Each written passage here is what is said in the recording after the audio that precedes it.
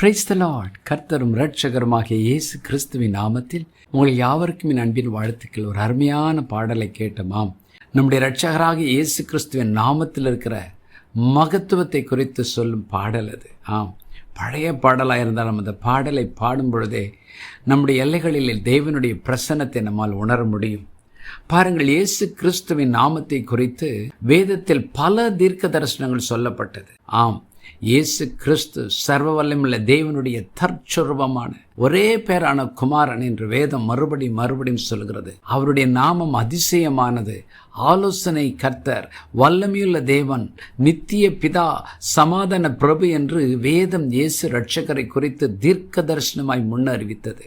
அத்தனை அர்த்த புஷ்டியான அந்த நாமத்தை ஒரே ஒரு வார்த்தையில் அடக்குகிறோம். அதுதான் இயேசு கிறிஸ்து என்ற நாமம். பக்தனாகிய பேதுரு பரிசுத்தாவின் நிறைவை பெற்றவர் தேவனுடைய ஊழியத்தை செய்யும் பொழுது அவர் சொன்ன வார்த்தையை உங்களுக்கு நான் வாசிக்கட்டும். அப்போஸ்தலர் 4ஆம் அதிகாரம் 11 மற்றும் 12 வசனங்கள். வீடு கட்டுகிறவர்களாகிய உங்களால் அற்பமா எண்ணப்பட்ட அவரே மூளைக்கு தலைக்கல்லானார். அவராலே அன்றி இவர் ஒருவராலும் ரட்சிப்பு இல்லை.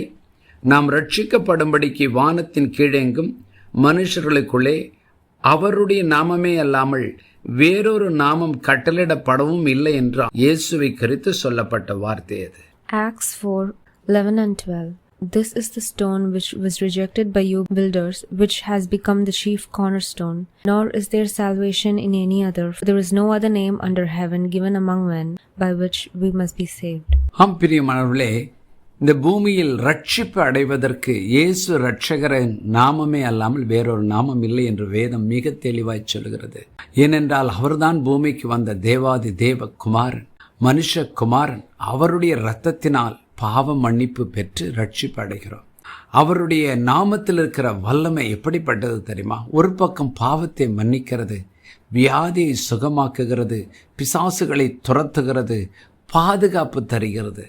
ஆகவே தான் பக்தனாகிய பவுல் பிலிப்பியருக்கு எழுதின நிருபத்திலே 2ஆம் அதிகாரம் 10-11 வசனங்களில் இயேசுவின் நாமத்தில் வானோர் பூதலத்தோர் பூமியின் கீழானோருடைய முழங்கால் யாவும் முடங்கும்படிக்கும் பிதாவாகிய தேவனுக்கு மகிமையாக இயேசு கிறிஸ்து கர்த்தர் என்று நாவுகள் யாவும் அறிக்கை பண்ணும்படிக்கும் எல்லா நாமத்திற்கும் மேலான நாமத்தை அவருக்கு தந்தருளினார். Philippians 2:10 and 11. That at the name of Jesus every knee should bow, of those in heaven and of those on earth and of those under the earth, and that every tongue should confess that Jesus Christ is Lord, to the glory of God the Father. பாருங்கள், பிதாவுக்கு மகிமையாக இயேசு கிறிஸ்துவின் நாமம் வல்லமையுள்ள நாமமா.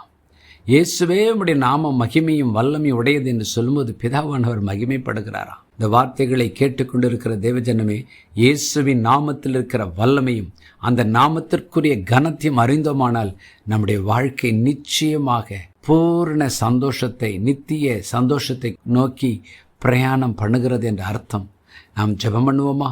பரலோக பிதாவே, என்னோடு இணைந்து ஜெபிக்கிற ஒவ்வொருடைய வாழ்க்கையிலும் இயேசு கிறிஸ்துவின் நாமத்தில் இருக்கிற வல்லமையும் மகத்துவத்தையும் அறிந்தவர்களாய் விடுதலை பெற்றுக்கொள்ள, பாவ மன்னிப்பை பெற்றுக்கொள்ள, பிசாசின் மேல் ஜெயம் எடுக்க கர்த்தர் கிருபை தாங்கப்பா. இன்றும் என்னோடு கூட இந்த ஜெபித்து கொண்டிருக்கிற ஒவ்வொருவரும் இயேசுவின் நாமத்தில் இருக்கிற மகத்துவத்தை அறிந்து மற்றவர்கள் வாழ்க்கையில் அந்த மகத்துவத்தை கொண்டு செல்கிற ஒரு கிருபையையும் பரிசுத்தாவின் நிறைவையும் தந்து ஒவ்வொருவரையும் பயன்படுத்துவீராக. இயேசுவின் நாமத்தில் பிதாவே, ஆமென்.